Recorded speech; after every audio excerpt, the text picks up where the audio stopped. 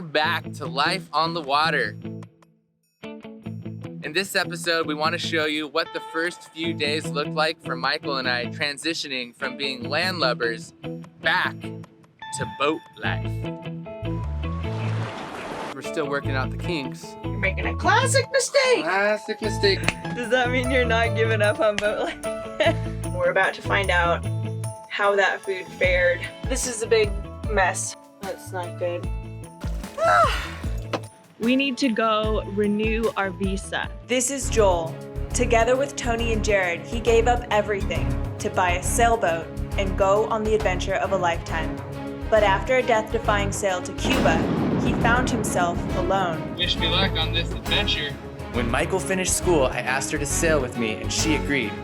Together, we explored the Bahamas, rescued a dismasted boat, sailed through a tropical storm, battled parasites and fiberglass for a year in the boatyard, adopted an orphan puppy, survived a hurricane, sailed across the Caribbean Sea, and fell madly in love. Bums on a Boat is about having the courage to go for it, to make mistakes and commit to a dream. Subscribe and join us each week as we improvise, adapt, and overcome.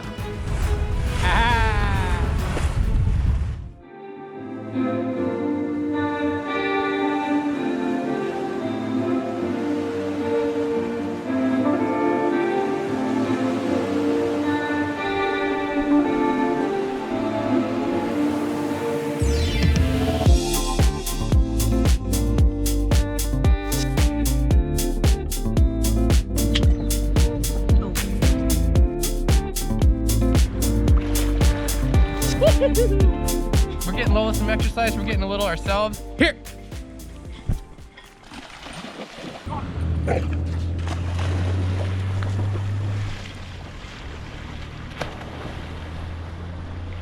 Get it, Lola, get it.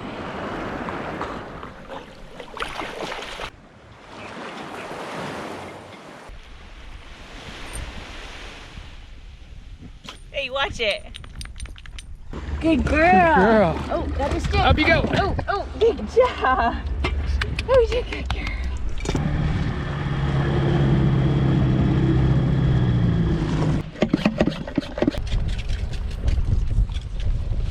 Putting the stove oil into a big water bottle instead of a little cup or like a tiny water bottle to fill up these stove canisters. Is that what you call these? What are these? They're alcohol reservoirs. Methanol.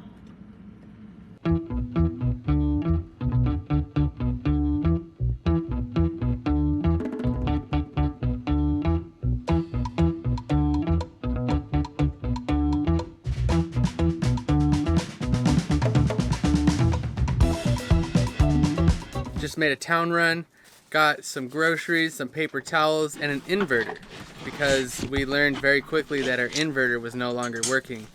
That's a problem for us because we need the inverter to charge our laptop and to charge our cameras and a couple other AC outlet items, the vacuum. We were on the fence. We actually thought we would keep our apartment on land for one more month, but we talked about it and our month was coming up to a close and we decided let's just move aboard and work through the problems we have. She's more or less livable. There was a couple issues. So we gave up our land-based apartment, which was very affordable, but still we're going to save some money there. And also, we think it's going to help us to focus 100% on the boat, what needs to be done on the boat to get sailing, to get moving. It's a little bit nerve-wracking because what if things go wrong on the boat that make it tough to live, you know, because we're still working out the kinks.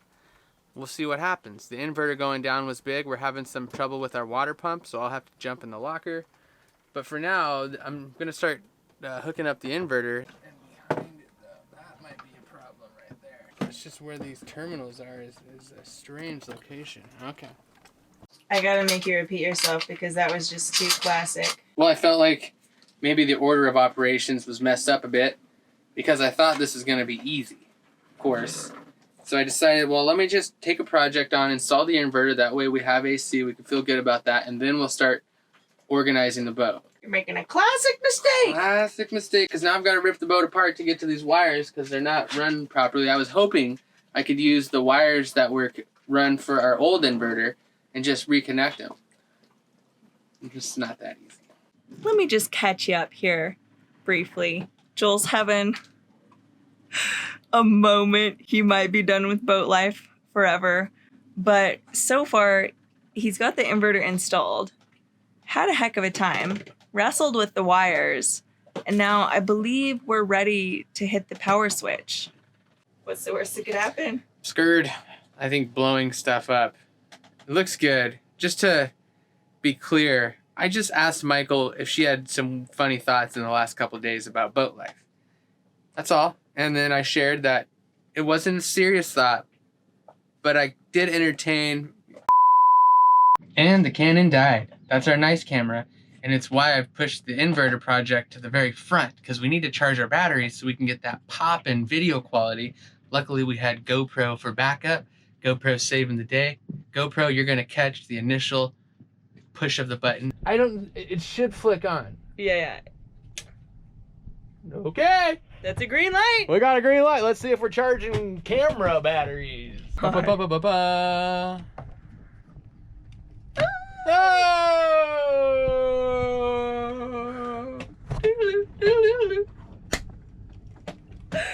Does that mean you're not giving up on boat life?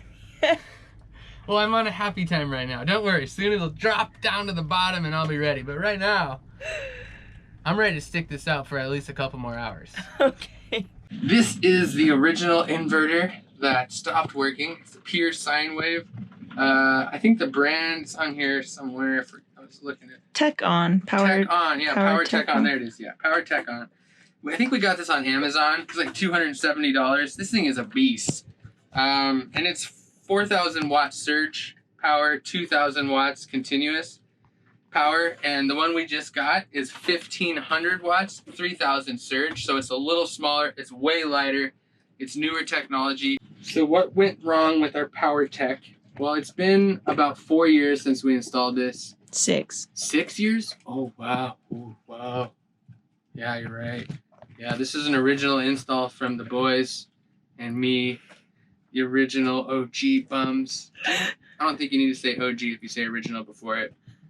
But what happened was it would turn on, but it wouldn't charge any of our AC electronics, or it would give no power, even though it would turn on and the light would turn and it looked good. And our USB port actually did work when it was on. So I took it all apart and I looked at all the fuses inside. It seemed like maybe one of the internal fuses had blown, and all of the fuses looked good. So I said, threw my hands in the air, I'm out, I'm over it, we're gonna get a new one. And we went with the Power by Xantrex, not Xanax, Xantrex. We got it at Budget Marine. It was $641 EC, Eastern Caribbean, which is about $220 US.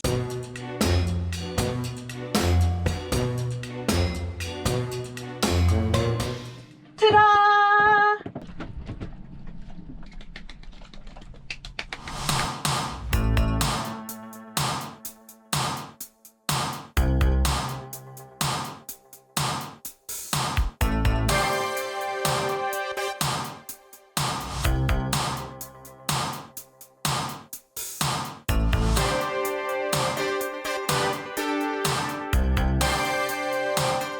Alright, that might still look crazy to some of you, but it's organized. Michael did a great job. We learned pretty quickly this is a one-person kind of job. We're getting each other's ways. So when we left the boat 9 months ago now, we weren't totally sure how long we were going to be gone. And we had a lot of great non-perishable kind of food that we packed away back here in some of our airtight containers, and we're about to find out how that food fared, whether it's any good or not. So I don't remember exactly where I heard or read about this, but I learned that if you pack cloves into the containers and you dust the lids with cocaine, then the weevils and the roaches and I don't know, just all sorts of stuff that could get in there and eat your food won't get in. They won't want to get in there because they don't like cocaine. Seems like a waste. Could have made a lot of money on that. No, it's not cocaine, guys. It's baking soda and water. you like make a little slurry of it and kind of just paint it. I just painted it over the creases, you know, where any air or bugs could get in. So it's kind of a mess, but I don't see any bugs in there, do you? The beans did great in this little Tupperware container. That's a lot of beans. What are we doing? It looks good. It looks like all the food actually lasted. Oh, it looks awesome. That's the best I think so far. We did really well at keeping things in containers. The baking soda and water trick worked excellent. We also left some boric acid here and there so that any cockroaches that might wander on board would... It's pretty gruesome, but the boric acid basically boils them from the inside out. This is a big mess right here. This is the side of our tow rail that's leaking like crazy. So incredibly, all of that food in the containers held up really well despite the fact that every time it rains, and for our entire passage down here, we're taking on water right here. You can see the discoloration on the felt and where it comes down our little felt insulation here.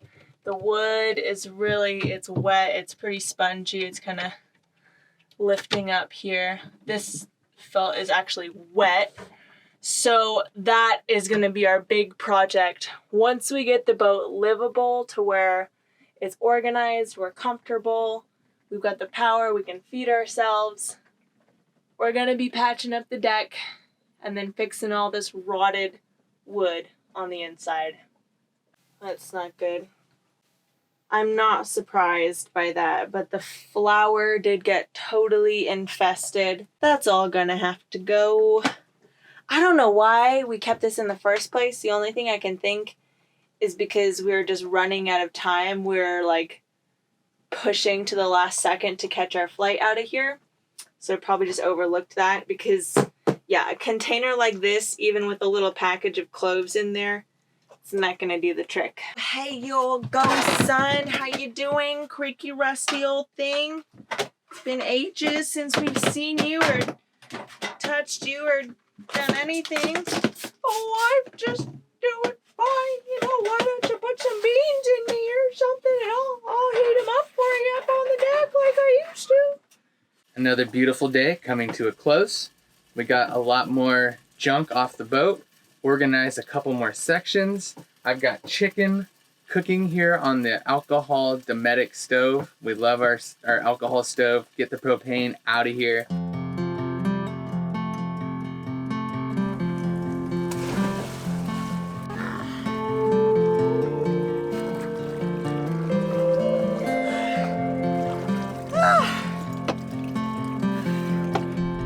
We've converted the cockpit into a shower. This is working out really good. Just jump in, get all soaped up. Might need a little extra water to get the soap all in everywhere. All clean. History is seasonal and winter is coming. Like nature's winter, the secular winter can come early or late. A fourth turning can be long and difficult, brief but severe. How's the final section going? Good. Got everything out.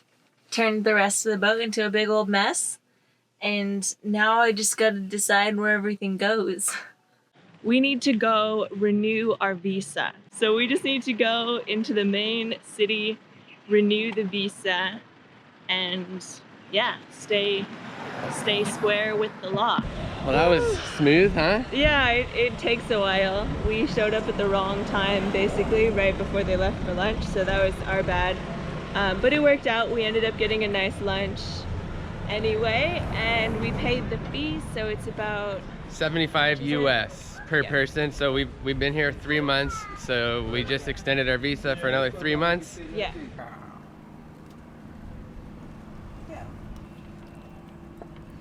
What have the first couple days of boat life been like for you, Lola? We just need a little bit of shade, huh? All you need is shade. Ba-ba-da-da-da-da. So these are the takeaways. Mine are gonna sound maybe a little more negative than Michael's, but I'm a negative person working to be a positive person. Are you actually working to be a positive person? No, I like to be negative. Right, that's what I thought. I like to Okay. test people. So things take a lot longer. Your plans get derailed. whenever you think you're going to do something and the inverter breaks, for example, you have to throw what you thought you were going to do out the window and do that. And the morning routine is kind of difficult for me, basically because everything takes longer and we still don't have And your plans get derailed. water and little things like that. We're still working to be, you know, like right there on par with like our water pump breaking and leaking all the water into the bilge. Little things like that made it a little bit. All right, my takeaway. It was fine. It's good. It's great. Everything takes longer, right? I did That's freak okay. out a little bit once or twice. So what you gotta do is like have a goal for one major priority, one major project that you can tackle in a day. Because we come at it with like 5 or 6 things that we want to do, you know, thinking we're gonna be all productive. But no, we gotta just focus one thing. If you do one thing each day, it's a good day. And I don't know what she means by that, because I takeaway- like to do a lot more than one thing in a day. I don't agree with that, guys. Don't take that to the bank. Well, it's my takeaway. Yeah. Second takeaway for me is the amazing peace and tranquility and relaxing atmosphere out here on the water. It's beautiful. When you just look out across the water, sunrise, sunset, in the morning, you're sipping your coffee and you just see the water, like your heart rate. And I will say, it's nice to be in our It's own so space. good. If you guys own your Oh, own that's a place, big or one. we haven't been in our own space for all the time we've been away from the boat and Yeah. traveling, and then staying in places, apartments, and you know, sleeping in bus stations, under bridges, all that. I slept in a tree once, and now that we're in our own space, it feels like you're home. Yeah. And that's great. That's Yeah. a good feeling. Babe, you're getting better. That was a positive takeaway, guys. Did you see that? That was a positive takeaway. Just call me Mr. Positive over here. Not quite. Oh, thank You're you. working Thank on you guys for watching. If you live on the water, tell us what the first couple days of life on the water were like for you. And other people who might be interested, they can check your comments out and get an idea of what they're in store for. Yeah, or tell us what you're looking forward to, or what you think your stumbling blocks might be based on what you've seen in our videos. What would make or some life other on the water videos. hard for you? Yeah. You know, if anything. All right, so leave those comments down below. Be sure to like, subscribe, Smash that like button! stay tuned. I know some of you already have. I'm sorry. I've heard people have broken phones. I apologize. I said I would be liable for that, so you guys just send it in, the bill, to bumsonaboat.com. It's actually thebumsonaboat.com. Send us the bill for your phone. If you break it, smashing the like button, and we will tell you we're sorry. We won't pay for it, but we will say I'm sorry. These are the tales of BOAB. Bums on a boat. BOAB,